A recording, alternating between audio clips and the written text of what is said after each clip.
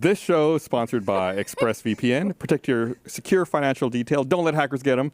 Find out more at expressvpn.com/RTTV. Hello, everyone. Welcome to the Rooster Teeth Podcast. I'm Gus. I'm Brian. I'm Eric. I'm Andrew. Yay. Yay. Shirt, go buy it. Line. Buy it. Buy the shirt. There's a mug. I want the mug. They let me make. I drank coffee out of it this morning. Buy it, so they let me make more. This is what I got. So buy it. This is what I got. I've been here since the beginning, and this is what I got. This shirt, there's some sweatpants. I couldn't wear them because the writing was on the left. I would have to sit like this so you'd see it. Yep. Didn't make any sense. You better be doing a chorus line, just like a nice kick line. I almost died, right? Like literally 2 minutes ago, right before we started here. What? We're at the studio, and the studio's been empty for a long time. And when you got here, Brian, you commented on how clean the bathrooms were. Oh, wow. And before we start, I normally go and take a pre-podcast piss. Sure. Way to go. I walked in there. I was like, oh, we only got a couple minutes before we get started. Run out to the bathroom. In front of the urinal, there's like a little black pad, I guess, to keep you from stepping in all the piss that puddles up right there. I put 1 foot on it to secure myself as I was walking up to the urinal, and it moved. The whole thing just slipped. Well, there's so much piss puddled up. What are you supposed to do? My left leg flew out from under me. I had to grab onto the stall in the wall to stop myself from falling. And I was like, if I had fallen here, how long would it have been until someone came and checked on me? Knocked out, face first in the urinal. It just keeps flushing constantly. Well, the pee hasn't dried since the pandemic. Yeah. It's just still there. Yep. It's a menace. I almost died. You all are the group that will get my references. I told this story on Monday's podcast. We had Kayla on that podcast. We did a live stream last week, and Kayla was on that live stream. And some people were talking about Paul Scheer. Sorry, you have to listen to this again. Some people were talking about Paul Scheer, and I thought they were talking about Paul Schaefer, and I was really confused. And then I figured it out. I was like, oh, sorry, I thought you guys were talking about Paul Schaefer. And Kayla said, who? I said, oh, Paul Schaefer. He was the band leader for David Letterman. And she followed up with, who? David Letterman? He hasn't been off the air that long. And I was like, David Letterman, the late night talk show host? And she asked, is that the one with the chin? And I was like, this rules. That's why I was like, I need an old man podcast to cleanse myself after that. David Letterman on TV? Yeah. What's a TV? I watch that on my phone. So yes, I am glad that we have the dream team here. So because we all know who David Letterman is. A friend of mine wrote for him in the sort of, I think mid-2000s or whatever, but he had sort of given up already at that point. Sure. And he was in the middle, it was sort of known that he was having an affair with one of the staffers or whatever.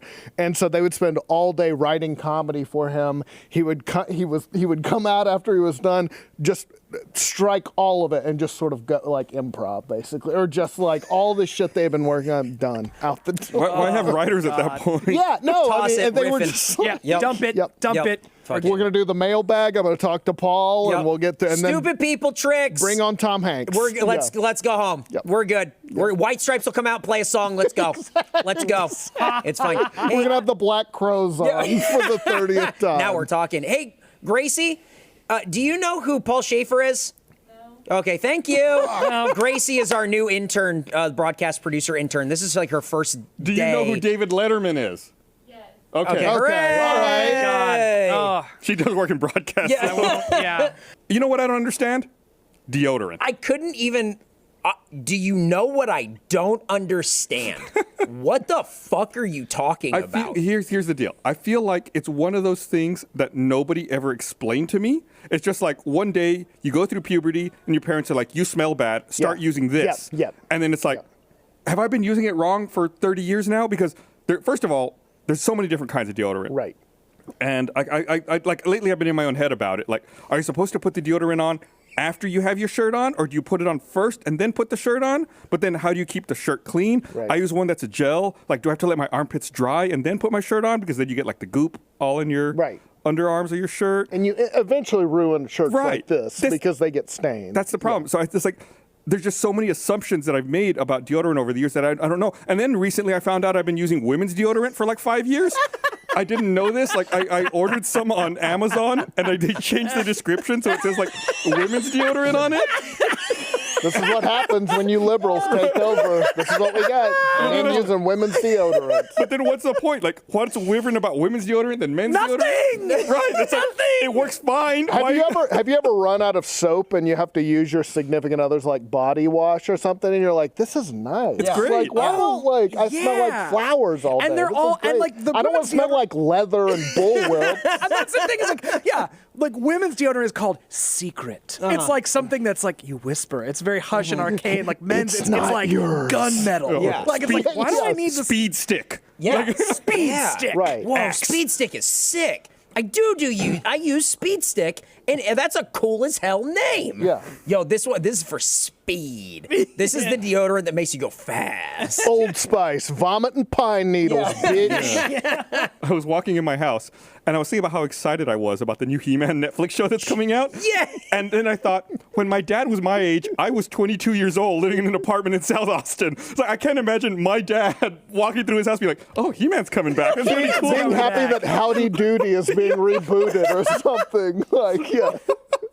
Howdy It's like rebooty. such a ridiculous juvenile life. My grandfather was a cowboy. My father was like in state law enforcement. Yeah. And I tell dick jokes. Yep. In Yeah. front of the computer. And I You get have a excited T-shirt about of your He-Man. own name. For God's sake. Electricity stuff is the thing that my dad kind of like did. He can do like some like soft wiring, and it's like, you know, like not like a ton of stuff. But when it came to like heavy duty wiring, he's like, I'll call someone because I don't want to die. He's like, there's just something about, I like that healthy respect for electricity, which we in Texas now are forced to have. You must pray to you must worship the electricity distribution center. ERCOT, if you're listening to this, thank you for blessing us on this day With lights. these LED lights and cameras. The electricity you've bestowed upon us is not, it does not go unnoticed. Do not become addicted to the electricity, for when it is gone, you will only what the fuck's the rest of the quote? You only spite it. You will only resent it. Resent its absence. Yeah. Beautiful. Thank you, electricity. This is such a testament. This is a testament to how shitty the stupid grid in Texas is. When you go to the ERCOT website, the first thing on the webpage Is a dancing baby. is All these fucking hamsters. is the current conditions, the operating reserves, and whether or not we have enough electricity for what's going on. Like they know that you're coming. It's not like investor relations or how we produce power. They know people are pissed off. Yeah. Yeah. And at the bottom absolutely. is a visitor counter and their web ring that they're a part of. Sign the guest book. And you know, guest book. It's funny, like even like you were praying to the god ERCOT. It even sounds like a god. Absolutely. Like, it's like Yes. ERCOT. Yeah, sounds like a very like Mesoamerican, Central Yep. American god that we're praying to. Makes me think of like Zardoz. Yeah. Like ERCOT's gonna come and open its mouth and just spill electrons out for us. Yeah. Beautiful. Gracie, do you know what Zardoz is? No. Thank you. No, nor should you. No. What a nightmare. No, it's fine. Can I lay some knowledge that I recently learned about Christopher Lambert? Is that he is super blind, like cannot, Really? like he is virtually legally blind, so blind that he can't wear contact lenses. Like he has to wear glasses. So if you watch Highlander and any of the Highlander sequels that he's in, his sword fighting is absolute fucking dog shit because Wow. he is not allowed to wear glasses, but still has to fight with swords. So it's a lot of like editing to cover up the fact that he cannot see 2 inches in front of his face. Have you ever heard that they hooked up car batteries to those swords to make them spark when they hit each Hell other? yeah. And they had like the wires running down the actor's clothing. That's the Sounds safe as hell. coolest thing I've ever heard. That's like when they went, there's like 28 Milo and Otis's because we just kept throwing them in rivers. And it's like, that's, what the fuck? Yeah, we hooked up these swords to car batteries. Oh my God, this must be the same guy. This is those like Buster Keaton sound effects, special effects where it's just the hole in the window falls. Really appreciate the Buster Poindexter reference. I was that like, was fuck, pretty good. I no, like that. It's okay. No one understood what that was either. No, not at all. Back there, who are the New York Dolls? Do you know? Oh no! Oh, say yes! Very influential. The hooking up a sword to a car battery is an idea made of cocaine. That is just an idea like, Yes. we are, for this special effect, we are going to give you a katana, hook it up to a car battery, and run the wire down your shirt. And now you're going to hit each other with these swords. Ready? Action. And one of the guys is can't see. One of the guys is blind. Can you imagine if the bad guys in the movies they just hold it like this? Well, incredible. Yeah, it's bad. But I watch hope it 'cause doesn't it's- rain during the shoot. I would love to have been like the insurance underwriter for that movie. Like, wait, what are you guys doing out Oh, there? that's pretty bold of you to believe that they had an I was insurance gonna underwriter say, yeah. on Highlander. It was like a major. There's a lot of weird things about that movie. Like you said, Christopher Lambert's. I didn't know that. Yeah. He couldn't speak English. Queen was signed up. They were soundtrack. supposed to write one song. Freddie Mercury loved the concept so much. Queen wrote 3 songs for yeah. the movie at like the height of their career. Yeah. Yeah. so cool. By the way, Princes of the Universe, the song, like the main song from that movie, is a fucking jam. That It song rules. That song rules. Yeah. It's pretty awesome. It's Princes of the Universe, Who Wants to Live Forever, and Just a Kind of Magic. I think Yeah. were the 3 songs they came Yeah. up with for Highlander. I think that's the order of their rocking also. Yeah. Absolutely. Yeah. Yeah. It's like Back to the Future and Huey Yep. Lewis. You got Power Yep. of Love, and then the quality diminishes exponentially after that. Yeah. yes. Back in Time doesn't have quite the same zest in the chorus. After I was talking to Kayla about David Letterman, I was telling a story about Roger Waters, and I said, "Wait, you don't know who Roger Waters is, do you?" She said, "No." I said, "He's was in Pink Floyd," and she goes, "Was that the band that sang Pour Some Sugar on Me?" That's awesome. No, That's no, that's- so Sick. cool. Sick. Def Leppard. Fuck Totally yeah. totally Fuck different. yeah. band. Fuck yeah. Fuck yeah. Yeah. I'm playing the drums. We love to see it with one arm. Yep. Yep. That's so cool. Very good. That Very guy, way to go. Def Leppard drummer with one arm. That drummer is a testament to that band's unwillingness to have uncomfortable conversations. You know what I mean? Because, like, I feel like... Yeah, it's like, can you name the most conflict-averse band? I can. What is it? Yes, exactly. He can't do the job anymore. I'm sorry, he can't do it. But he probably started it with them in Cornwall or wherever it started. I wouldn't want to have that conversation. I wouldn't either. He can stay. We're Def Leppard. We're not Rush. We're not fucking Led Zeppelin. It's fine. Can he keep a beat? Yeah.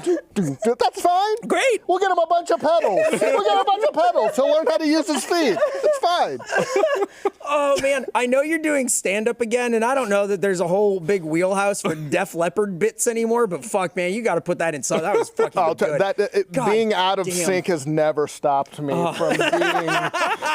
Having my finger as far away from the pulse as I possibly can has never deterred. Show of hands, Def Leppard. Hello? My stand-up philosophy is 10 of... Yeah, I was gonna say, Shane's older than me.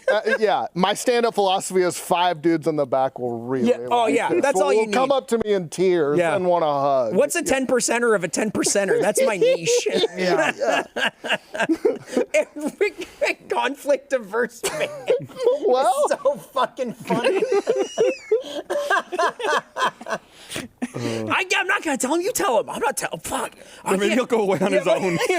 Oh yeah, Yeah. we're not practicing today. Oh, it's fine. I'll just hang out in the studio. Oh, you've either got one band with the guy who started it who just can't get along with anybody Yep. ever and just goes Yep. through, Yeah. or it's like U2 and Def Leppard. It's like, this is the lineup. They're in the back of the tour bus, just like, okay, maybe our albums will just start to suck and people will start to hate us, Yeah. and then it'll just kind of naturally work out. We'll just kind of disband. the drummer comes back. I have an idea. It's called "Pour Some Sugar on Me," and they went, "Oh, no, It's a hit.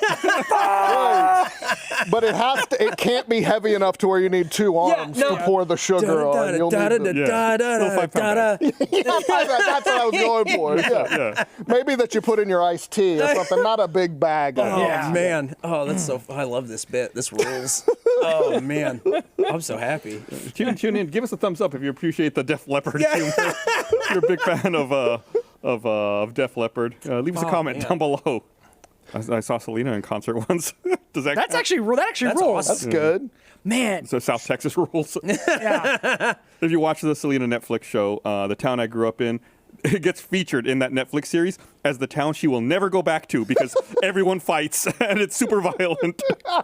It's like they make it a point to say Eagle the name Pass? of the. They make it a point to say the name of the town I grew up in over and over. In Eagle Pass, everyone fights. I've never been to a concert as rowdy and unruly as Eagle Pass. Well, I'm lucky we got out of there in time before the riot broke out in Eagle Pass. Season 3, they're just sitting there on the bus. Damn, I'm just thinking about how much I hated Eagle Pass. Like, it was to the point where I was like, someone involved with this project remembers and really still hates that town. It's still in their core. Wow.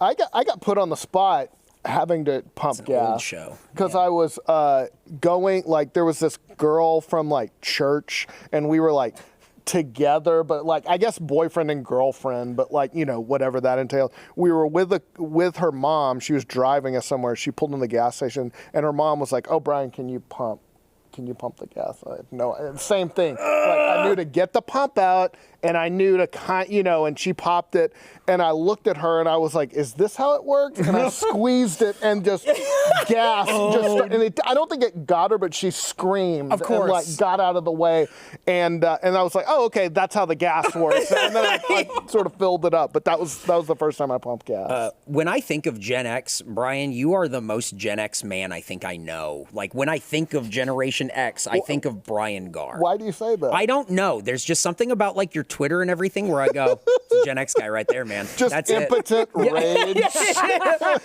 just like He's kind of smart, but he was never able to put it together. 100%. I think like, he's He like, sprayed gas at an old lady. Yeah.